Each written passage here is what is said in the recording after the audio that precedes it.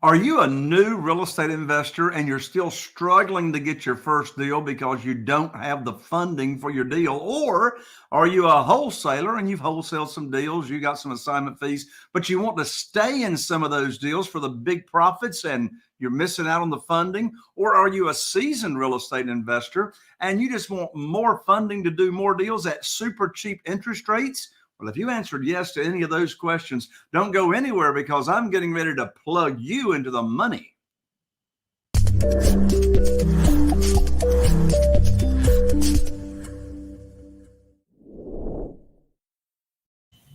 Well, hello and welcome to another episode of the Private Money Academy podcast. I'm Jay Conner, your host of the show, also known as the Private Money Authority. And here on the podcast, we talk all things real estate, of course, always having an emphasis on making sure you got the money for your deals. But one thing we always do is we have amazing guests and experts join me here on the show. Today is no exception. I have a good friend that I've known for many, many years that is actually going to give you a free gift that I'm not going to tell you about yet. But anyway, before I introduce my guest, I have a free gift for you as well for just being here on the show. And that is, I want to give you a free copy of my brand new book, Where to Get the Money Now, subtitle, How and Where to Get Money for Your Real Estate Deals Without Relying on Traditional or Hard Money Lenders.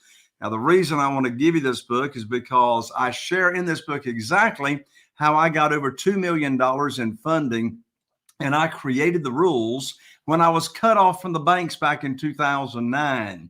This shows you how to get private money from individuals, how to get plugged into it very, very quickly and not have to play by the bank's rules.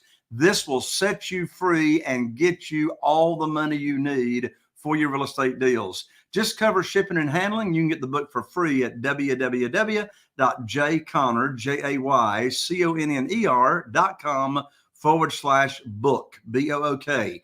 Again, you can get the book for free. Just cover shipping at www.jayconner.com/book, and we'll rush it right out to you. Well, my guest today is a good friend. I've known him for many, many years, and he's got an interesting background. He actually grew up in Moscow, Russia. And at the young age of 12, he and his family immigrated over here to the United States and landed in Richmond, Virginia. Been there ever since. So he did try his hand on Wall Street when he started out his career, but that didn't turn out so well. So it didn't take him long to figure out that he was really interested in real estate. But before that, he figured out he was unemployable. So if you're unemployable, what are you going to do? Well, real estate investing is probably a good place to go. And that's what he did. And then he got really, really good at software development. And of course, he hasn't looked back since he did that. So my friend and guest business currently includes all kinds of real estate. And he's got a portfolio of rental properties. He does ground up residential construction. He's done development for multifamily projects. And he's also done developments for mixed use commercial properties as well. So he's got a very varied background. And he's also going to be giving you a great free gift that I'll let him tell you about. I know I've been using it for years and it's fantastic. Helps me in my rehab business. So with that, let's welcome to the show, Daniil Kleyman. Daniil, welcome to the show. Thanks for having me, Jay. Absolutely, man. I'm excited to have you. Great introduction. Well, good. Well, you know, when you got a great guest, it's pretty easy to do a great introduction. Well, thank you. I appreciate Daniil, that. you and I have known each other for years and years and years. Let's start out by going all the way back to this side of Wall Street. What got you into real estate? The stuff that I used to do in finance was very theoretical. Some people really thrive on it and they like it. I work with bonds. I work with a lot of things that existed kind of on paper and in a computer, and I never got satisfaction out of it. You could not really. It never felt like I was contributing anything. And then I, with a buddy of mine, bought my first rental, and I bought it passively. This was back in 2006. I still had a full-time job, but I had some extra capital. I wanted to invest. I was curious about real estate, and we bought this little rental in Richmond. And I came back to my hometown where this rental was for a week, and I got to witness him rehabbing that little house, and just improving that one little property. It already felt more tangible to me and more impactful on community and on the block and on the world, and a lot of the things I was doing on Wall Street, working with multi-billion-dollar deals at one point. So I kind of caught the real estate bug that way. And honestly, probably like a lot of people, I also read Rich Dad Poor Dad, where he talked about how people that get wealthy off of assets. They don't get wealthy by working a full-time job anywhere. So that also created an interest for me in building a portfolio of income producing assets that work for me, whether I go to work or not. So that's kind of how I got into it. Awesome. Just one So house at a time. when you started out, what were some of your early struggles and challenges? When I got started, deals, the challenges that we're having now, most people are having inventory problems now. I really got started full time in 2008, and deals, that was not a problem. Inventory was not a problem. There was deals to be had everywhere. So my challenges were revolved more around capital, which I know you talk and you solve for people all day long. That's what you do. But I mean, legitimately for me, I left my full-time job. I was now unemployed. I didn't have income that I could show to banks. And for me to buy real estate, especially if I wanted to scale and if I wanted to buy rentals, capital was a big issue. And then as I solved that problem, and as we began scaling up a little bit, then it transitioned more into how do I find enough good contractors to keep my jobs on schedule. Now it's how do we deal with the rising construction costs and lack of contractors. But early on, it's the first issue was capital. Until I got established, getting people to fund my deals was without a network, without connections, without being able to go into a bank and get a loan. That was a big challenge for me. So you started using and working with private lenders, like I do, right? Correct. Yeah. So I really did two things initially. I started working with private lenders, and to scale up my rental portfolio, to get long-term financing, I actually ended up also finding a credit partner that became a partner in a lot of my long-term hold deals. That was essentially just they went on the loans with me until I got to the point where I no longer needed a credit partner. So I did those two things initially. Gotcha. So how would you say your operation is different or primarily different, say, from your friends and competitors in real estate investing? Um, I these days I focus a lot more on new construction, and that's really a niche. Now that certainly doesn't make me unique. There's plenty of other people that do new construction, but my focus is almost exclusively on ground up development. I got tired of doing rehabs. I mean, most people that I know that I'm friendly with, that are accumulating a rental portfolio, they're still acquiring properties. They're acquiring existing rentals. I stopped doing that. I got tired of rehabbing. I got tired of troubleshooting properties. So I'm almost exclusively now focused on ground up development. I got you. And on ground up development, what are the benefits of that part of real estate investing versus what you were doing with the rehabbing? So I I like ground up development because it's predictable and it allows me to start from scratch. Most of my and I build houses to sell. I have a home building kind of single family arm of my company, but most of my focus is on building long-term assets. And when I am building from scratch, I can design the floor plans the right way. I can design the buildings the right way. I can make sure that they're built correctly the first time, properly insulated, properly framed up, properly sheathed. All of that stuff makes a difference because we then hold those assets for a long time. And what I don't want is maintenance problems, and I don't want turnover. And the way we prevent maintenance problems is by building them really well. And we prevent turnover by building a really high quality asset that is easy to lease and people want to continue living there.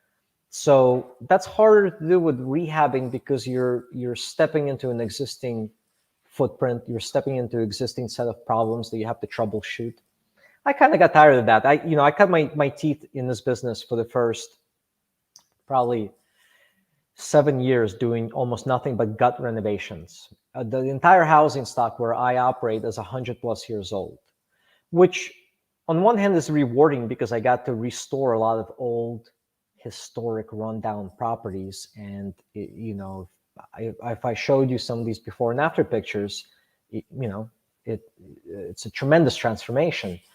But it's also a pain. I mean, you walk in and you're walking into a building that almost always has existing framing problems, termite damage, mold, and it's quicker for me to just start over and build from scratch. It's legitimately faster for me than doing gut renovations. Yeah, well, particularly on those old houses. But now, speaking of rehabbing, in my area, I still love rehabbing, and I've been using your rehab software for years. So how about let's go ahead and give everybody that free gift that you and I talked about before the show. Sure. Well, so if you just go to rehabvaluator.com, rehabvaluator.com, there's a free version of the software that you can download, and it does. No, I'm sorry, you can't download. It's a cloud-based software, but it does deal analysis for you for wholesale deals, for rehab flips, for BRRRR deals, for ground-up development. It does full-scale deal analysis. You can model financing scenarios in there. You can model multiple exit strategies. And there's a limited marketing capability within that software as well. And there is a premium version that kind of unlocks a lot of the fundraising features and project management features. But if you go to the website, there's a free version. It's fully functional. And if you're doing any kind of real estate deals, it's a fantastic analysis tool to have in your tool belt. Yeah, and I want everybody to understand this software, even though it says Rehab Valuator, it just doesn't evaluate rehabs. It evaluates wholesale deals, all kinds of deals. So everybody, you're going to definitely want to pick up and check out at least the free version at www.rehab, R-E-H-A-B, rehabvaluator.com. So Daniil, you've been in this business quite a while now. What would you say what's one of the biggest mistakes you've made in real estate and lesson learned from it? I'm proud to say that I've only lost money on one deal in my whole career, which is, that's pretty impressive. It is. Well, yeah, I don't know if it's luck, but the one deal where I lost money on was a flip that I did that I completely dropped the ball on proper comparable sales analysis and valuation. And if I look back on my investing career, there's really two things I regret. One is probably that deal. Two is just not buying enough. If I could go back in time, I wish I would have raised more capital and bought more real estate, because over 5, 10, 15-year horizon, almost every deal I looked at 5, 6, 7 years ago right now would have been a winner. Things that I passed on, things that I walked away from.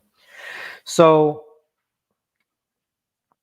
as far as other mistakes, I don't know. I've been fairly focused. I think that the mistakes that I see a lot of people make in real estate, and like you, I mentor a good amount of people. The mistake that I see a lot of people make is simply just going after too many things at once. That's probably the biggest mistake I see people make. I mean, if you're just starting out and you think you're going to be wholesaling, pick up a few rentals here and there, build up a rental portfolio, focus on one thing. That's probably what I see most people do wrong, is go into too many different directions. Pick a niche, figure out, become good at it, then expand. Yeah, So that makes sense. What, in this market right now, what is your biggest struggle right now in your business that you're having to deal with?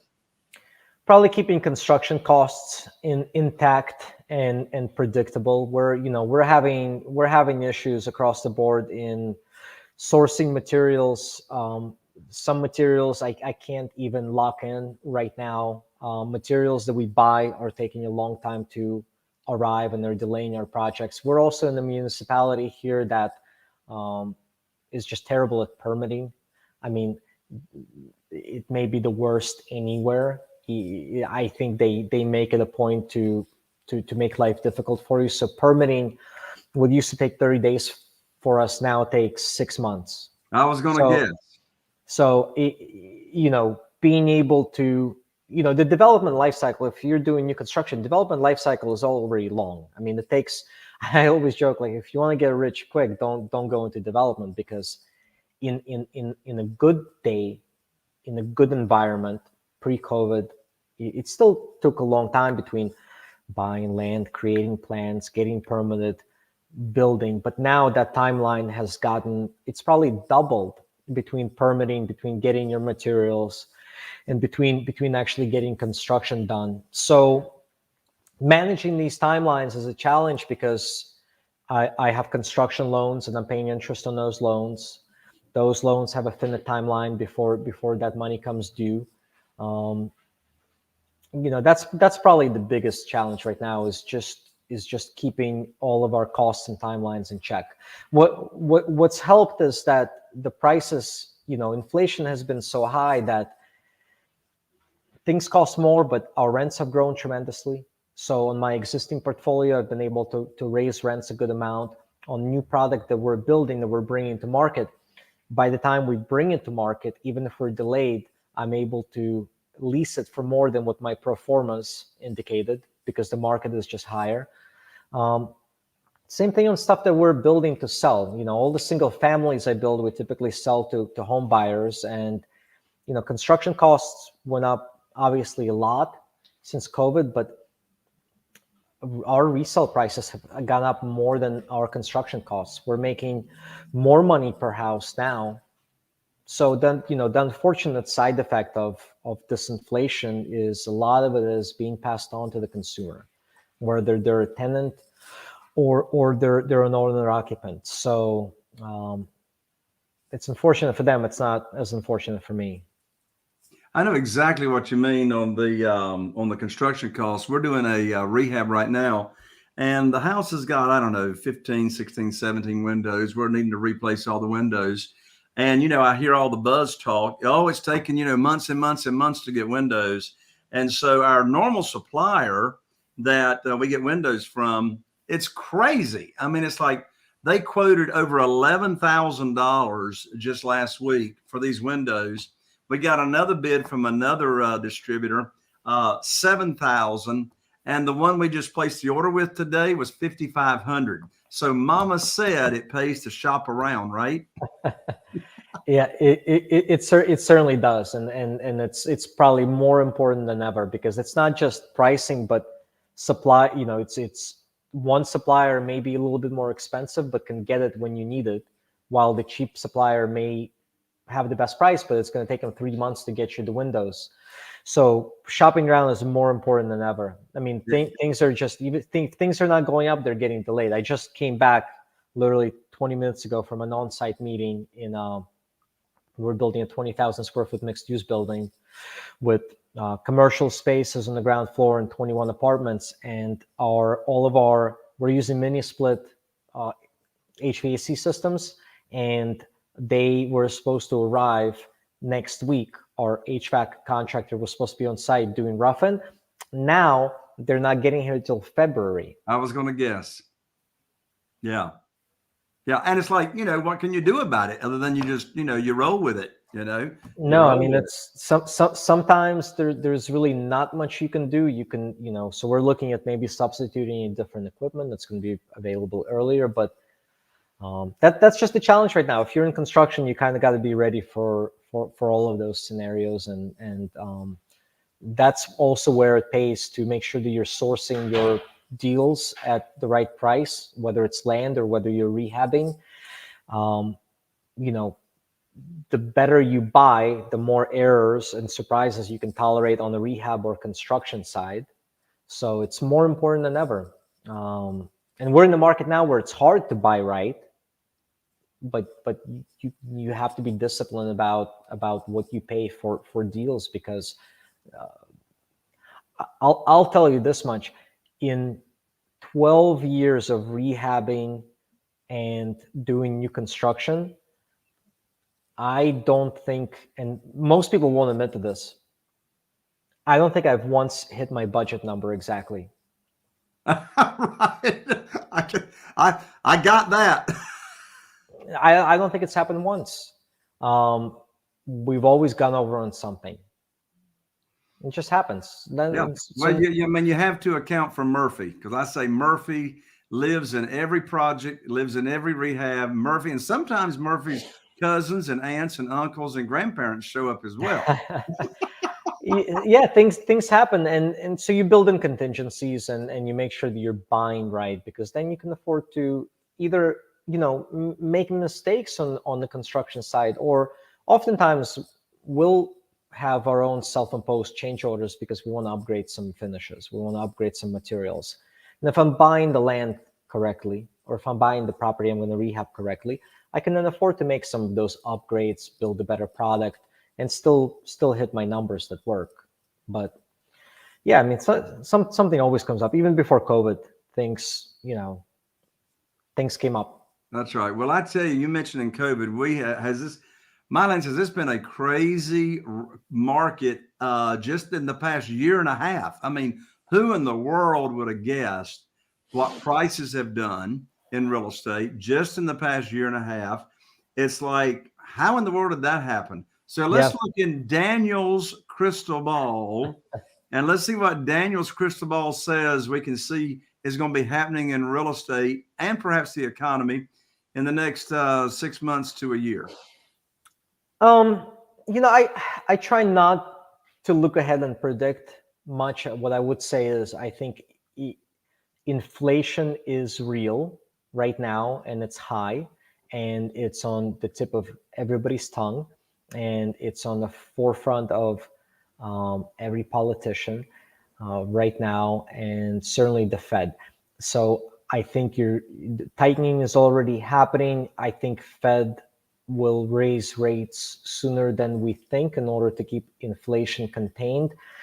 So my best prediction I can make is that you will see rates, and rates are already going up, right? That's not even, I don't even need to make a prediction. Rates are already higher. I mean, I'm repricing deals that we have in the pipeline by 50 to 75 basis points right now. So rates are already going up, and I think what you will see happen is more of that over the next 6 months, and that's going to slow the market down. It's going to slow the market down on the resell. It's going to slow the market down on how income producing assets are being traded, because if I'm not going to be willing to pay as much if I'm paying 4% interest instead of 3.25%. So I think things are going to slow down next year for sure in terms of buyer appetite. I don't think anything is going to crash. I don't even think there's going to be a massive displacement where we have all of a sudden amazing buying opportunities, because the inventory is so constrained. Buyers will still buy homes. Their affordability will simply get dampened. And so the price acceleration that we've been seeing, if we're talking about the retail market, is definitely going to slow down and maybe even flatten. That's my prediction. So I think things will slow down. Anybody that's telling you there's going to be a housing crash right now, I think is not correct. Yeah, I agree with you.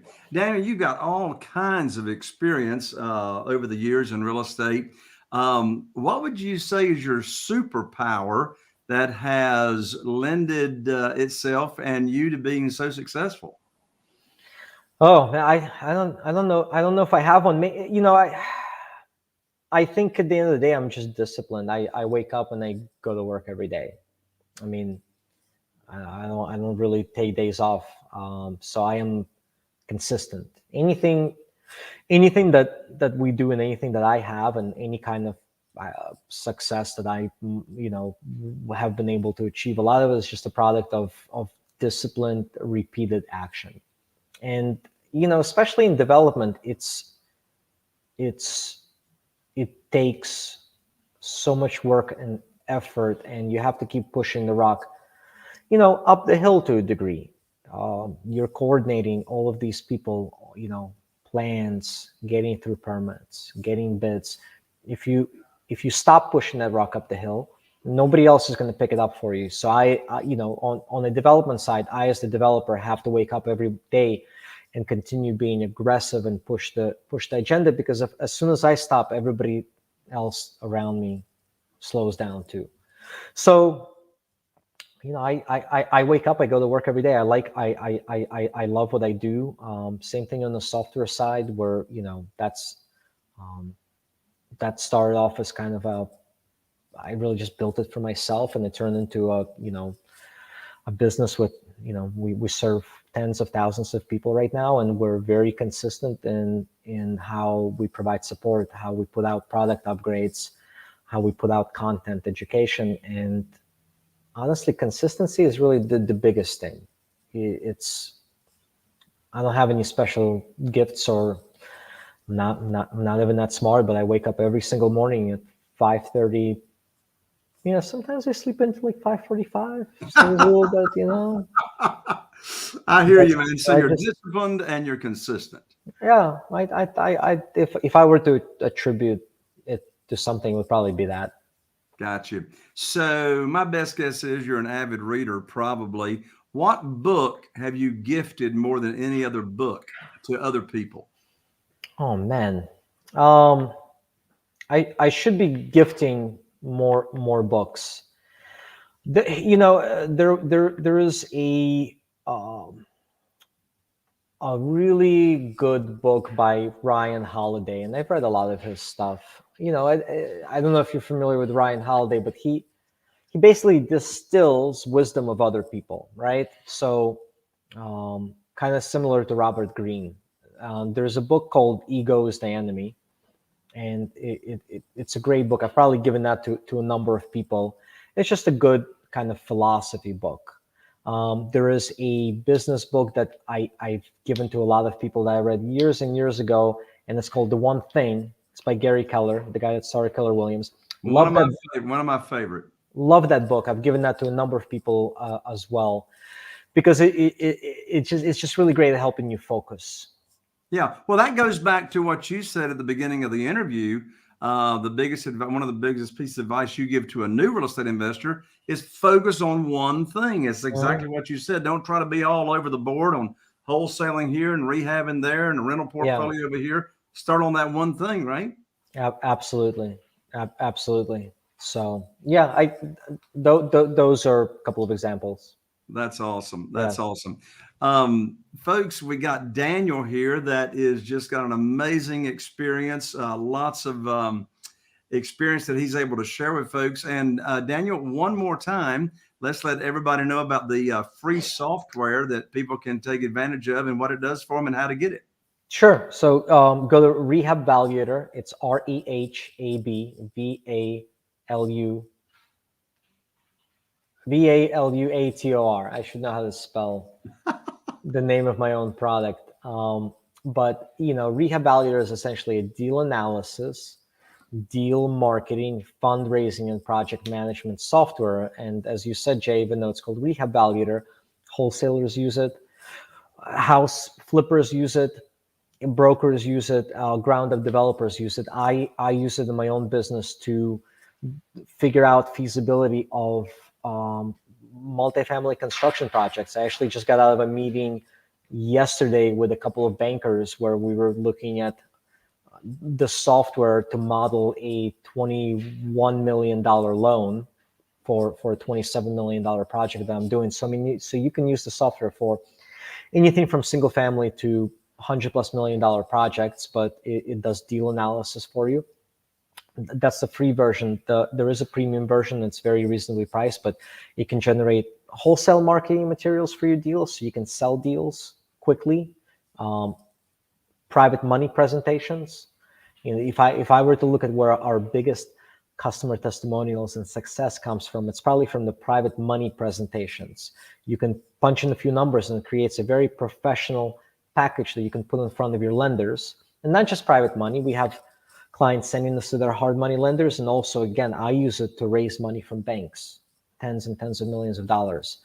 And then there's a project management suite that gives you cost templates. You can build budgets. You can build project schedules. There's in-app accounting for your projects, full scale reporting. So it does a lot, but if you need a little, you can do a little. If you're an advanced investor, then there's a lot there that can help you as well. That's awesome. Daniil, thank you so much for this gift that you are offering up here to our listeners. And thank you so much for joining me here on the Private Money Academy podcast. My pleasure. I appreciate you having me. It's I've known you for a long time, and I appreciate all the support over the years, and appreciate how much you're doing for the real estate community as well.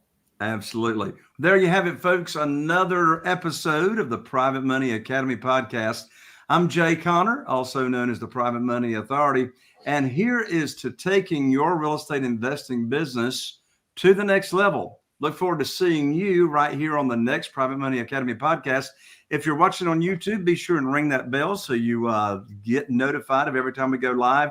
And we really appreciate those 5-star reviews. Subscribe, rate, and review. We really appreciate your feedback. So we'll see you all right here on the next Private Money Academy podcast. We really appreciate it.